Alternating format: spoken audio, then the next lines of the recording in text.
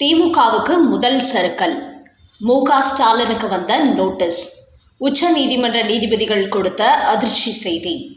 வணக்கம் நண்பர்களே. திமுக அரசை பொறுத்தவரை மோடிக்கு எதிரான அரசியல் செய்ய வேண்டும் என்பதற்காக தொடர்ந்து தமிழ்நாட்டுக்கு வரவேண்டிய நிதியை மத்திய அரசு தரவில்லை என்று கொடிபிடித்துக் கொண்டு வருகிறார்கள். ஆனால் மத்திய நிதியமைச்சர் நிர்மலா சீதாராமனோ தமிழ்நாட்டுக்கு கொடுக்க வேண்டிய நிதியை தவறாமல் நாங்கள் கொடுத்து வருகிறோம், ஆனால் மும்மொழி கல்விக் கொள்கை விவகாரத்தில் அதை ஆதரிக்கும் மாநிலங்களுக்கு மட்டுமே அதற்கான நிதி ஒதுக்கப்படும். திமுக அரசு மும்மொழி கல்விக் கொள்கையை ஆதரிக்காததினால்தான் அதற்கான நிதி வழங்கப்படவில்லை என்று மீண்டும் மத்திய கல்வித்துறை அமைச்சர் தர்மேந்திர பிரதானும் சமீபத்தில் கூறியிருந்தார். என்றாலும் திமுகவை பொறுத்தவரை தொடர்ந்து கீறல் விழுந்த ரெக்கார்ட் போன்று தாங்கள் சொல்வதையே சொல்லிக் கொண்டு வருகிறார்கள். அவர்களை பொறுத்தவரை மோடியை எதிர்க்க வேண்டும், அதை வைத்து சிறுபான்மையினர் ஓட்டுகளை திமுக பக்கம் இழுக்க வேண்டும் என்று மட்டுமே இந்த அரசியலை முன்னெடுத்து வருகிறார்கள்.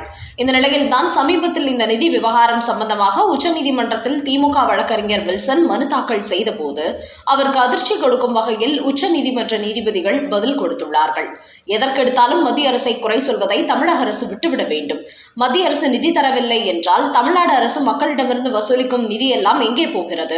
அதோடு திமுகவின் முன்னாள் தலைவர் மறைந்த கருணாநிதி சிலையை நெல்லை மாவட்டம் வள்ளியூரில் வைக்க வேண்டும் என்று திமுக சொல்வதையும் ஏற்றுக்கொள்ள முடியாது.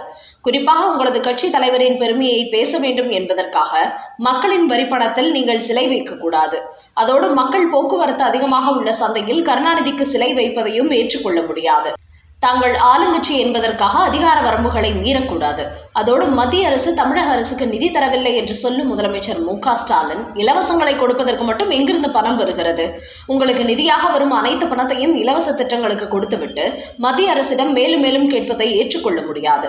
அதனால் நெல்லை மாவட்டம் வள்ளியூரில் உள்ள சந்தையில் கருணாநிதியின் சிலையை வைக்கக்கூடாது என்று சென்னை உயர்நீதிமன்றம் போட்டுள்ள உத்தரவை நாங்களும் ஏற்றுக்கொள்கிறோம் என்று சொல்லி திமுகவுக்கு ஒரு அதிர்ச்சி கொடுத்தது உச்சநீதிமன்றம். அதோடு நிறுத்திக் கொள்ளாமல் திமுக வழக்கறிஞர் வில்சனிடத்தில் இன்னும் சில ஆவணங்களையும் கேட்டு நோட்டீஸ் அனுப்பியிருக்கிறது உச்சநீதிமன்றம். அதாவது திமுக ஆட்சிக்கு வந்ததிலிருந்து ரிசர்வ் வங்கியிடமிருந்து ஏராளமான பணம் கடனாக பெற்று வரப்படுகிறது. அப்படி வாங்கும் பணத்தை என்ன செய்கிறார்கள்? இலவசங்களுக்கு மட்டும் மாதந்தோறும் எவ்வளவு தொகை செலவிடப்படுகிறது என்பது குறித்த தகவலை உச்சநீதிமன்றத்தில் சமர்ப்பிக்க வேண்டும். ஒரு மாநில அரசின் நிர்வாகத்தில் நீதிமன்றம் தலையிடக்கூடாது என்றாலும் கூட தொடர்ந்து மத்திய அரசின் மீது குற்றச்சாட்டுகளை முன்வைத்து வருவதால் தமிழ்நாட்டுக்கு மாதந்தோறும் எவ்வளவு வரி பணம் வருகிறது என்பதை தெரிந்து கொள்ள வேண்டும். அப்போதுதான் அதற்கேற்ப மத்திய அரசுக்கு நாங்கள் அழுத்தம் கொடுக்க முடியும் என்று உச்சநீதிமன்ற நீதிபதிகள் தெரிவித்துள்ளார்கள். இதன் காரணமாக மோடி அரசுக்கு எதிராக அரசியல் செய்கிறோம் என்று உச்சநீதிமன்றத்திற்கு சென்று தற்போது தமிழக அரசின் மொத்த வரி பணத்தையும் எந்தெந்த துறைகளுக்கு எவ்வளவு செலவிடப்படுகிறது என்பது குறித்த கணக்கு வழக்குகளை உச்சநீதிமன்றம் கேட்டுவிட்டதால் மு.க. ஸ்டாலின் கடும் அதிர்ச்சி அடைந்திருக்கிறார். மொத்த வரி குறித்த பட்டியலை நீதிமன்றத்தில் மு.க. ஸ்டாலின் சமர்ப்பிப்பாரா, இல்லை தங்களது தில்லாலங்கடி வேலையை மூடி மறைக்க இந்த வழக்கை திசை திருப்புவாரா என்பதை பொறுத்திருந்து பார்ப்போம். அடுத்த செய்தி.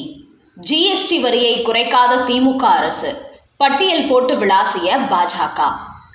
மத்திய அரசு 4 அடுக்குகளாக இருந்த ஜிஎஸ்டி வரியை 2 அடுக்குகளாக குறைத்திருப்பது இந்தியாவில் உள்ள ஒட்டுமொத்த மாநில அரசுகளுக்கும் சிக்கலை ஏற்படுத்தியிருக்கிறது. குறிப்பாக தமிழக அரசுக்கு 6000 கோடி ரூபாய் ஜிஎஸ்டி வரி பணம் வந்து கொண்டிருந்தது. தற்போது ஜிஎஸ்டி வரி குறைப்பு காரணமாக இந்த பணம் நிறுத்தப்பட்டுள்ளது. என்றாலும் தமிழக முதலமைச்சர் மு.க. ஸ்டாலின் அதை பற்றி கவலைப்படவில்லை. மத்திய அரசு விலை குறைப்பு செய்தால் எங்களுக்கு என்ன, நாங்கள் எப்போதும் போல் ஜிஎஸ்டி வரியை வசூலித்துக் கொண்டுதான் இருப்போம் என்று ஆவின் பால் உள்ளிட்ட எந்த ஒரு பொருட்களின் ஜிஎஸ்டி வரியையும் குறைக்காமல் அதே விலைக்கு விற்பனை செய்து கொண்டிருக்கிறார்கள். இதன் காரணமாக தமிழக மக்களிடையே திமுக மீது அதிருப்தி நாளுக்கு நாள் அதிகரிக்க தொடங்கி இருக்கிறது. இத்தனை நாளும் மோடி அரசு அதிகப்படியான ஜிஎஸ்டி வரியை போட்டு மக்களை வறுத்தெடுத்துக் கொண்டு இருக்கிறார்கள் என்று குற்றம் சாட்டி வந்த திமுக அரசு இப்போது அவர்களே குறைத்த பிறகும் தாங்கள் மட்டும் ஏன் வரி தொகையை குறைக்கவில்லை என்று கேள்விகளை எழுப்பி வருகிறார்கள். குறிப்பாக மத்திய நிதியமைச்சர் நிர்மலா சீதாராமன் ஜிஎஸ்டி வரி குறைப்புக்கு பிறகு எந்தெந்த பொருட்களுக்கு வரி குறைக்கப்பட்டுள்ளது, அதை குறைத்து விற்பனை செய்ய வேண்டும், மத்திய அரசின் உத்தரவினை மதிக்காமல் நடந்தால் அந்த அரசாங்கத்தின் மீதும் நிறுவனங்களின் மீதும் கடுமையான நடவடிக்கை எடுக்கப்படும் என்று ஒரு எச்சரிக்கை செய்தி வெளியிட்டிருக்கிறார். அதிலும் இந்த விவகாரத்தில் இதுவரை அரசியல் செய்த திமுக அரசு இப்போது வசமாக சிக்கிக் கொண்டுள்ளது. கூடிய சீக்கிரமே ஜிஎஸ்டி வரி குறைப்பு சம்பந்தமாக மத்திய அரசு ஒவ்வொரு மாநிலங்களுக்கும் ஒவ்வொரு பொருட்களின் விலை இந்த அளவுக்கு தான் விற்பனை செய்ய வேண்டும் என்று ஒரு அறிக்கை வெளியிட திட்டமிட்டுள்ளது. இப்படி இந்த வரி குறைப்பு விவகாரத்தில் மோடி அரசு படு தீவிரம் காட்டுவது திமுகவுக்கு பலத்த அதிர்ச்சியை கொடுத்திருக்கிறது. ஜிஎஸ்டி வரி குறைக்கப்பட்ட பிறகும் வரியை குறைக்காமல் இருந்தால் திமுக அரசு மீது மக்கள் அதிருப்தி அடைவார்களே என்று மு.க. ஸ்டாலின் தடுமாறி போய் நிற்கிறார். அடுத்த செய்தி. 1 கோடி போலி வாக்காளர்கள், திமுகவின் கதை முடிய போகிறது. தற்போது தமிழக முதலமைச்சர் மு.க.ஸ்டாலின் 2026 சட்டமன்ற தேர்தலிலும் நாங்கள் வெற்றி பெற்று விடுவோம் என்று கூறியிருக்கிறார். இதற்கு முக்கிய காரணம் திமுகவுக்கு எதிராக இருக்கும் அதிமுக, பாஜக கட்சிகள் இன்னும் வலுவான கூட்டணியை உருவாக்கவில்லை. குறிப்பாக எடப்பாடி பழனிசாமி, ஓபிஎஸ், டிடிவி தினகரன் உள்ளிட்டோரை கூட்டணியில் சேர்க்க மாட்டோம் என்று கூறி வருகிறார். இதன் காரணமாக இதுவும் திமுகவுக்கு சாதகமான சூழலை ஏற்படுத்துகிறது.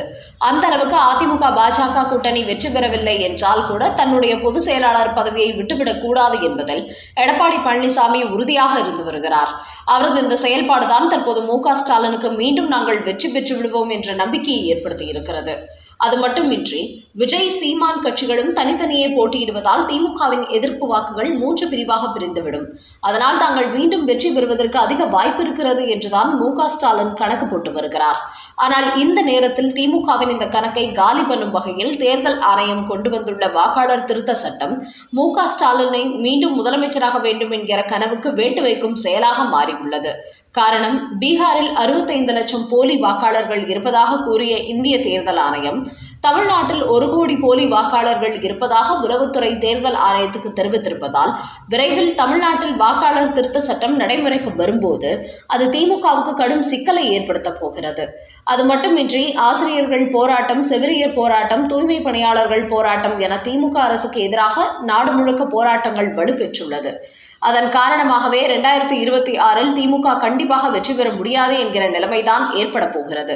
அதனால்தான் பீகாரில் வாக்காளர் திருத்த சட்டத்தை தேர்தல் ஆணையம் கொண்டு வந்த போதே அதை எப்படியாவது தடுத்து நிறுத்திவிட வேண்டும் என்று ராகுல் காந்தி, மு.க.ஸ்டாலின் உள்ளிட்டோர் களமிறங்கினார்கள். என்றாலும் உச்சநீதிமன்றம் வாக்காளர் திருத்த சட்டத்திற்கு தடை போடவில்லை. அதன் காரணமாகவே அடுத்தபடியாக தமிழ்நாட்டில் வாக்காளர் திருத்த சட்டத்தை தேர்தல் ஆணையம் கொண்டு வரும்போது கிட்டத்தட்ட 1 கோடி போலி வாக்காளர்கள் நீக்கப்பட்டு விடுவார்கள் என்றும் கூறப்படுகிறது. இப்படி நீக்கப்படும் பெரும்பாலான ஓட்டுகள் திமுகவின் ஓட்டுகள் என்பதனால் தான் தற்போது மு.க.ஸ்டாலின் கடும் அதிர்ச்சிக்கு ஆளாகியுள்ளார். ஆதரவாளர்கள் அத்தனை பேரும் எடப்பாடி பக்கம் தாவிவிட்டதால் கடும் அதிர்ச்சியில் செங்கோட்டையன். அதிமுகவிலிருந்து ஓரங்கட்டப்பட்ட சசிகலா, ஓபிஎஸ், டிடிவி தினகரன் ஆகியோரை ஒன்றிணைக்க வேண்டும். அப்போதுதான் வரப்போகிற சட்டமன்ற தேர்தலில் வெற்றி பெற முடியும் என்று சொல்லிக்கொண்டு அதற்கான முயற்சியில் ஈடுபட்டார் செங்கோட்டையன். டெல்லிக்கு சென்றும் பேச்சுவார்த்தை நடத்தினார். அது மட்டுமின்றி எடப்பாடி பழனிசாமிக்கு 10 நாட்கள் கெடு வைத்திருந்தார். ஆனால் தற்போது அவர் கடுமையான சிக்கலில் இருப்பதாக அதிமுக வட்டாரங்களில் கூறுகிறார்கள். காரணம், ஆரம்பத்தில் செங்கோட்டையனுக்கு ஆதரவளித்து வந்த அதிமுக தலைவர்கள் அத்தனை பேருமே மீண்டும் எடப்பாடி பக்கமே சென்று விட்டார்களாம். அதனால்தான் சமீபத்தில் அவர் சென்னை வந்திருந்த போது எந்த அதிமுகவினரும் செங்கோட்டையனை சந்திக்கவில்லை என்று கூறுகிறார்கள். இதன் காரணமாக அடுத்து பாஜகவுக்கு தாவி விடலாமா, இல்லை எடப்பாடி பழனிசாமியிடமே தஞ்சம் அடைந்து விடலாமா என்று கடுமையான யோசனைகள் இருக்கிறாராம் செங்கோட்டையன். குறிப்பாக தன்னை உசுப்பேற்றிவிட்ட சில அதிமுக மாஜி அமைச்சர்கள் ஒரே நாளில் எடப்பாடி பக்கம் பல்ட்டி எடுத்து விட்டது செங்கோட்டையனுக்கு உச்சகட்ட அதிர்ச்சியை கொடுத்து போவதாக அதிமுகவினர் பேசிக் கொள்கிறார்கள்.